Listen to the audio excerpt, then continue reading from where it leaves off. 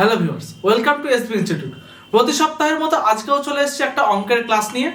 তো আজকের অঙ্কের ক্লাসটা কিন্তু তোমরা জানো যে এই অঙ্কের ক্লাসটা যে WBP, KP, lady constable, rail, SSC, PSC যারা যারা এই ধরনের পরীক্ষাগুলো দেবে তাদের জন্য খুবই উপকার।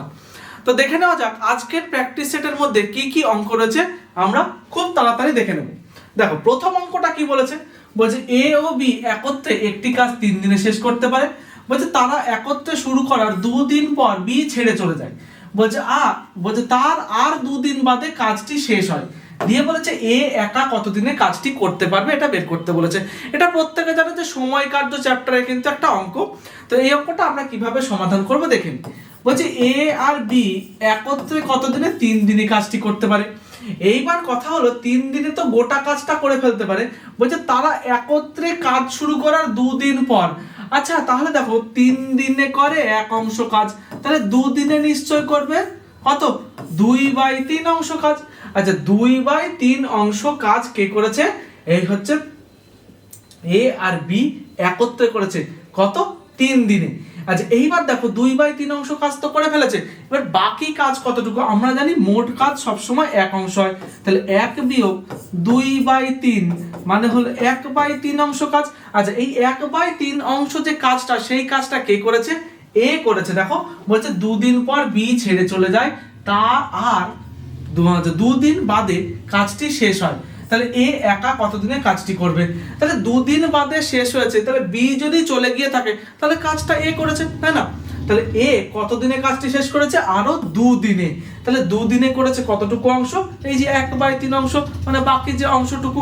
তাহলে এই যে 1/3 অংশ কাজ, তাহলে 1/3 অংশ কাজ করে কত 2 দিনে।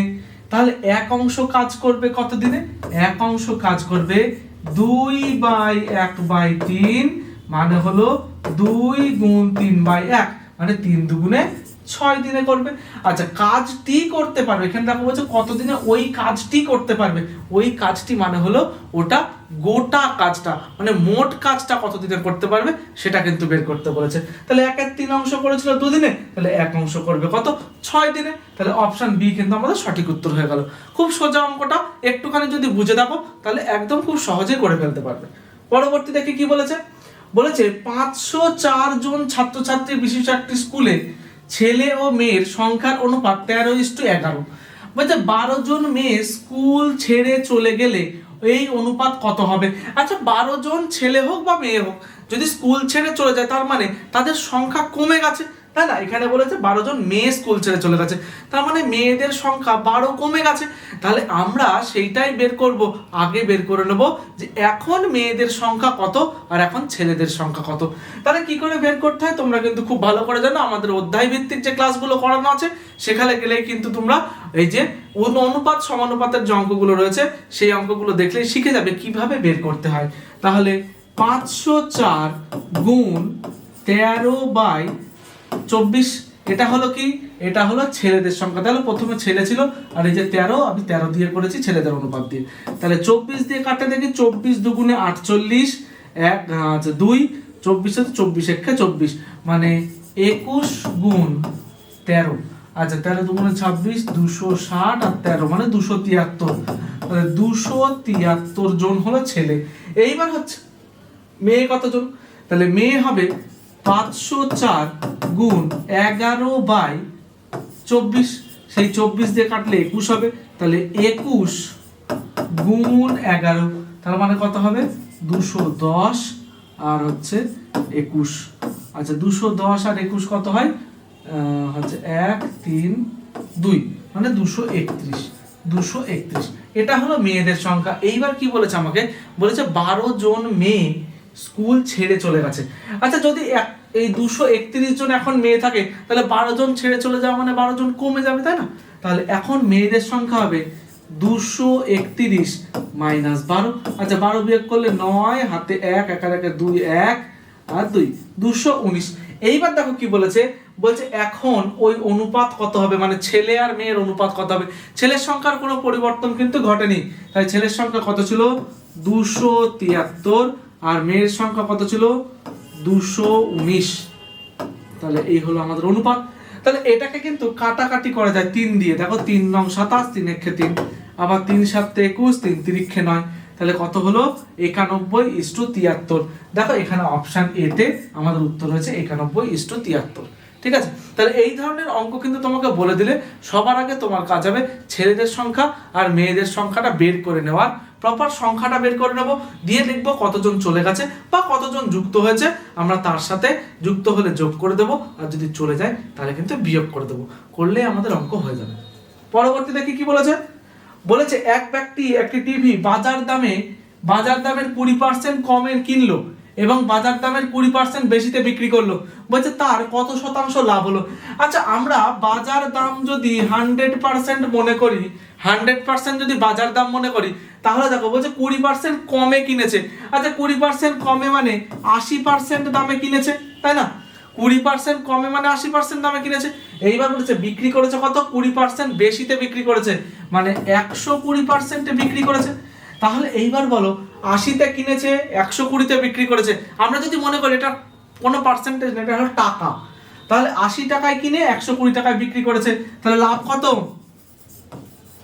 লাভ হলো 120 বিয়োগ 80 মানে 40 টাকা বা 40%, যাই বলো না কেন। এইবার বলেছে শতকরা লাভ কত।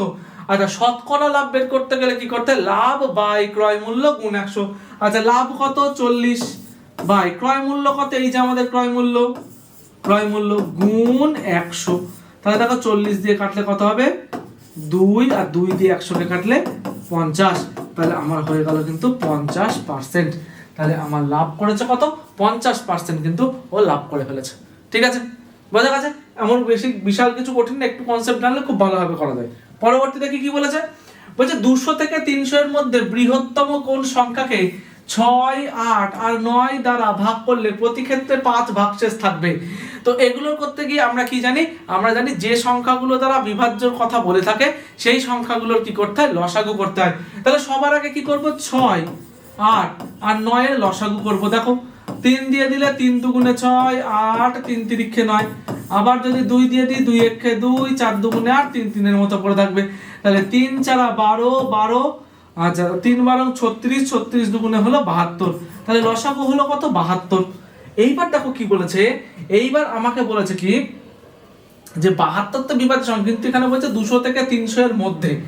আচ্ছা, এটার সাথে আমি যদি 4 গুণ করি কত হয় দেখি তো, 4 দুগুণে 8, 4 7 28, তাহলে এটা 200 থেকে 300 এর মধ্যে বৃহত্তম সংখ্যা হলো, মানে এর থেকে বেশি সংখ্যা বড় সংখ্যা আর হতে পারে না, যেটা কিনা 6, 8 আর 9 দ্বারা বিভাজ্য। আচ্ছা, তো ব্যাপারটা হলো আমি হঠাৎ করে 4 গুণ করে দিলাম কেন, এটার একটা ঘটনা আছে। দেখো এর সাথে এই যে বিভাজ্য সংখ্যা হলো 72, এর সাথে আমি যাই গুণ করি না কেন সেটা তো বিভাজ্য অবশ্যই হবে, কিন্তু শুধুমাত্র কি হবে, ভাগফলটার পরিবর্তন হতে থাকবে। তো সেই নিয়ে কোনো সমস্যা নেই, এখানে ভাগফল উল্লেখ করে দেয়নি। তো এখানে কি হয়েছে, 288 হলো সেই বিভাজ্য সংখ্যাটা, কিন্তু এখানে না একটা কথা, বিভাজ্য সংখ্যা চাইনি, এখানে চেয়েছে কি, বলছে প্রতি ক্ষেত্রে 5 ভাগশেষ থাকবে। তাহলে আমরা জানি ভাগশেষ থাকতে গেলে কি করতে হয়, তাকে এক্সট্রা দিয়ে দিতে হয়, মানে ভাগশেষটাকে এক্সট্রা দিতে হয়। তাহলে এখানে বলেছে 5 ভাগশেষ থাকবে, তার মানে আমরা কি করব, আরো 5-কে দিয়ে দেব, মানে যোগ 5। তাহলে যোগ 5 হলো কত, 293, মানে অপশন সি সঠিক উত্তর। আচ্ছা, এটা কিন্তু ভেরি ভেরি ইম্পর্টেন্ট প্রশ্ন, এটা বিভিন্ন পরীক্ষাতে বহু বছর এসছে এই ধরনের প্রশ্নগুলো।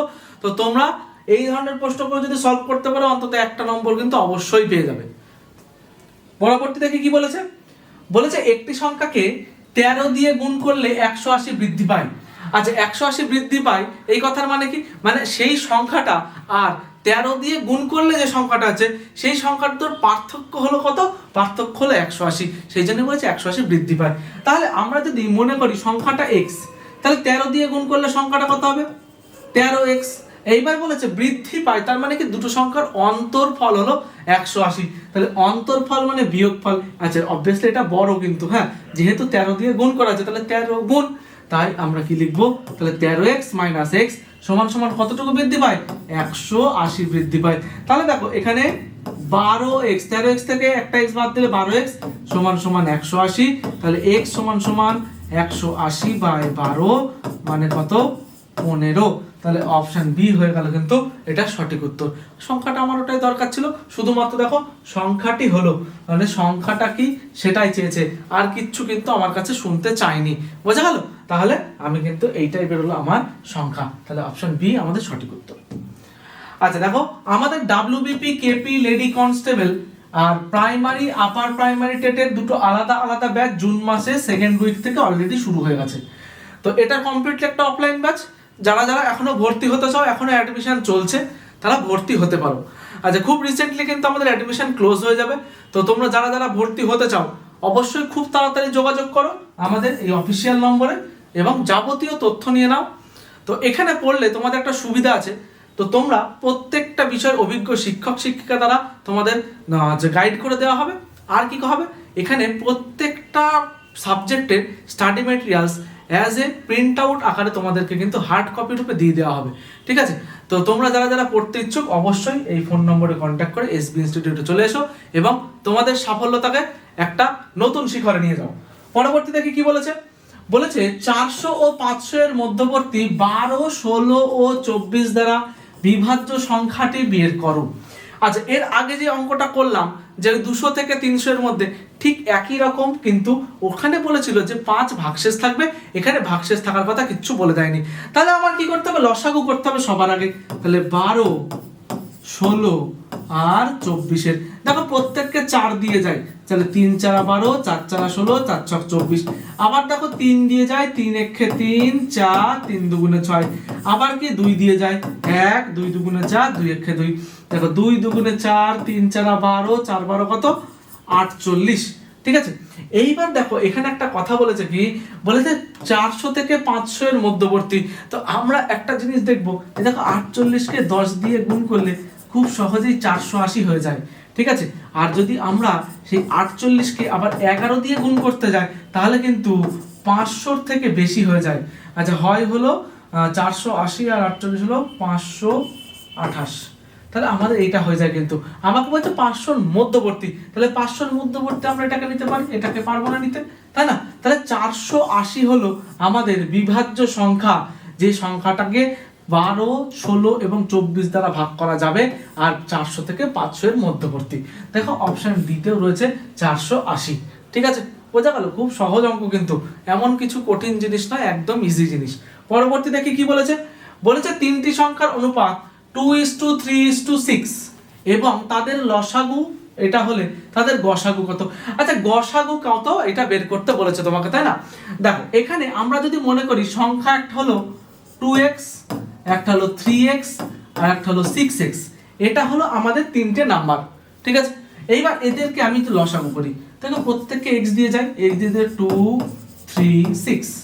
আবার দেখো একে 2 দিয়ে যায়, 2 1 2, 3 3 2 6। আবার দেখি, দেখো 3 দিয়ে যায়, 3 1 3, 3 1 3, 3 1 3। এ দেখো 3 2 6 আর x, তাই না? তাহলে 6x সমান সমান, এই দেখো লসাগু দেওয়া ছিল কত? 72। তাহলে x সমান সমান কত? 72/6 মানে হলো 12। তাহলে x এর মান কত হলো? 12। আচ্ছা, এইবার কথা হচ্ছে এখানকে গসাগুটা কত? আমরা প্রত্যেকেই জানি এই যে xটা, এটাই হয় এর গসাগুর মান। তাহলে x সমান সমানই কত বেরিয়েছে? 12 বেরিয়েছে।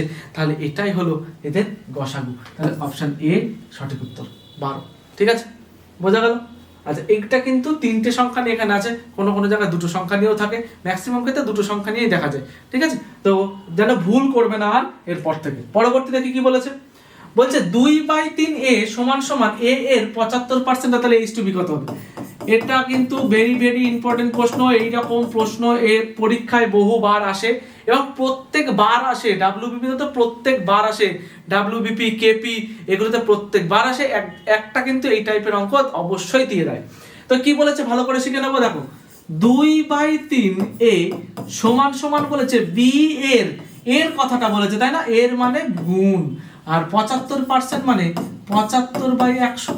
তাহলে দেখো একটু ভালো করে দেখো, 2a/3 সমান সমান, আচ্ছা 25 দিয়ে কাটলে 3 হয়, 25 দিয়ে কাটলে 4 হয়, তাহলে 3b/4। ঠিক আছে?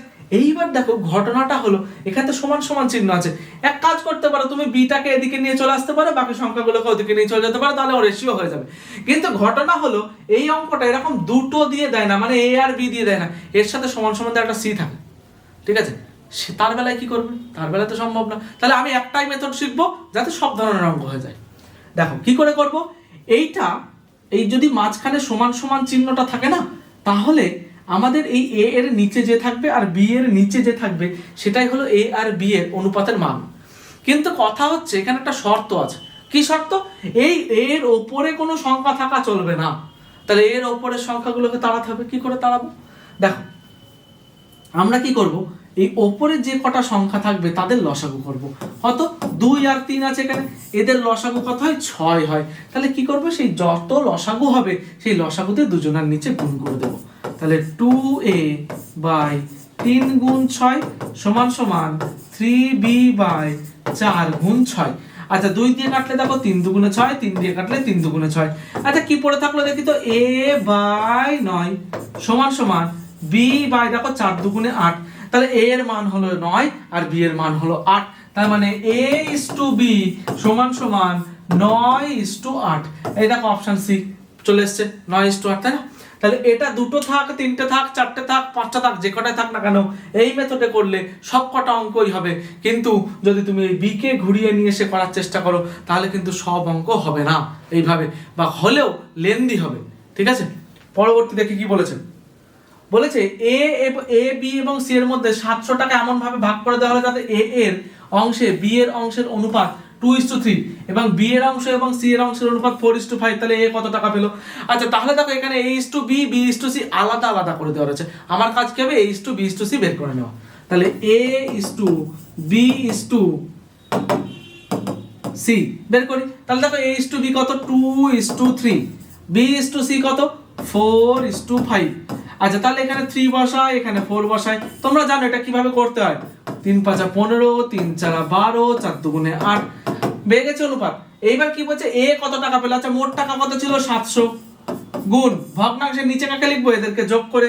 তাহলে দেখো কত হয়? 20 12 এই 8 আর 12 হলো 20, 20 আর 15 হলো 35। তাহলে 35 লিখলাম। আচ্ছা ওপরে কাকে লিখবো? দেখো কি চেয়েছে, এ কত টাকা পেলো, তাহলে এ এর অনুপাতকে উপরে লিখবো। এ মানে হলো 8। তাহলে 35 দিয়ে কাটলে 35 দুগুণে 70 আর 20। আর দেখো 20 গুণ 8 মানে 8 দুগুণে 16 আর একটা শূন্য, মানে অপশন বি হয়ে যাবে সঠিক উত্তর। তাহলে এ পেয়ে যাও কত? 160 টাকা। তোমাকে যদি বলতো বি কত টাকা পেলো, তাহলে ওপরে কিন্তু এই 8 এর জায়গায় কি করতাম? 12 কে গুণ করতাম। আবার যদি সি বলতো তাহলে এখানে 15 কে গুণ করতাম এই 8 এর জায়গায়, ঠিক আছে? তাহলে এইটুকু করলেই কিন্তু আমাদের অঙ্কের উত্তর চলে আসবে, ঠিক আছে? খুব সহজ। পরবর্তী দেখি কি বলেছে। বলেছে একটি বাল্ব তৈরির কারখানাতে 365 দিনে 14,600টি বাল্ব তৈরি হয়। বলছে 140 দিনে ওই কারখানায় কতগুলি বাল্ব তৈরি হবে সেইটাই বের করতে বলেছে আমাকে। তাহলে খুব সহজে একদম ঐকিক নিয়মের মতো করে দিই। তাহলে 365 দিনে তৈরি হয় 14,600। আচ্ছা একদিনে কম তৈরি হবে তাই না? তাহলে 14,600 বাই 365 করলাম।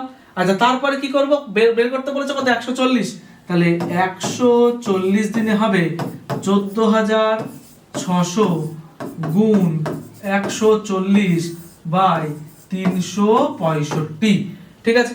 আচ্ছা দেখো 73 দিয়ে কাটা যায়, এই নিচেরটা আর এই উপরেরটা, এই নিচেরটা। 73 দিয়ে কাটলে কত হয়? 200, আর 73 দিয়ে কাটলে কত হয়? 5, ঠিক আছে?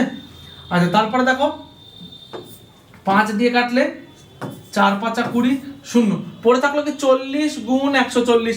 আচ্ছা 40 গুণ 140 কত হয়? 4 14 56, তার সাথে আরো দুটো শূন্য, তাহলে কত? 5,600টি বাল্ব তৈরি করতে পারবে, ঠিক আছে?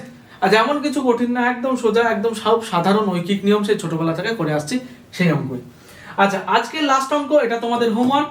প্রত্যেকে জানাবে কমেন্ট করে যে এর অ্যান্সার কি হতে চলেছে। বলেছে দুটি সংখ্যার গুণফল হলো 1575 এবং ভাগফল 7 হলে সংখ্যা দুটি কি কি?